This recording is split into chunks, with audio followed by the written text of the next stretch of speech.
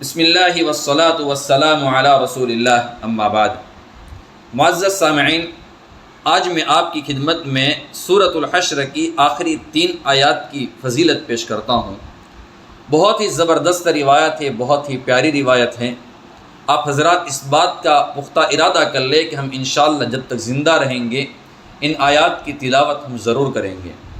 روایت ہے، راوی حدیث حضرت معقل بن یسار رضی اللہ تعالیٰ عنہ ہے۔ وہ نبی اکرم صلی اللہ علیہ وسلم کا ارشاد نقل فرماتے ہیں۔ اللہ کے رسول صلی اللہ علیہ وسلم نے ارشاد فرمایا کہ جو شخص صبح کو 3 مرتبہ یہ دعا پڑھ لے، اعوذ باللہ السمیع العلیم من الشیطان الرجیم، اعوذ باللہ السمیع العلیم من الشیطان الرجیم، اعوذ باللہ السمیع العلیم من الشیطان الرجیم، اس کو 3 مرتبہ پڑھے اور اس کے بعد سورہ حشر کی آخری 3 آیات کی تلاوت کرے۔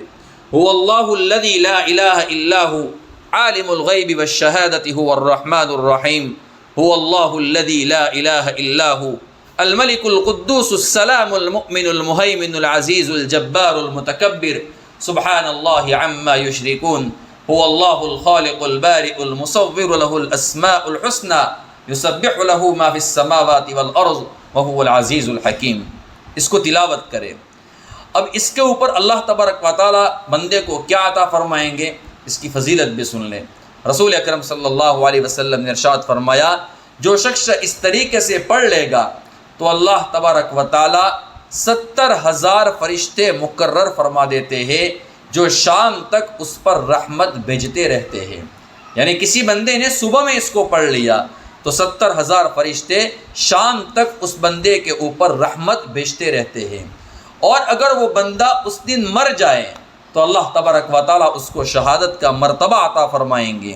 اور جو شخص شام کو اس طریقے سے پڑھ لے، یعنی اعوذ باللہ السمیع العلیم من الشیطان الرجیم، اس کو 3 مرتبہ پڑھے اور سورہ حشر کی آخری 3 آیات کو 1 مرتبہ پڑھے، جو شخص شام کو اس طریقے سے پڑھ لے تو اللہ تبارک و تعالیٰ اس کے لیے 70,000 فرشتے مقرر فرما دیتے ہیں جو صبح تک اس کے اوپر رحمت بھیجتے رہتے ہیں، اور اگر وہ بندہ اس حال میں رات میں مر گیا تو اللہ تبارک و تعالیٰ اس کو شہادت کے درجات عطا فرمائیں گے، شہادت کا مرتبہ اس کو عطا فرمائیں گے۔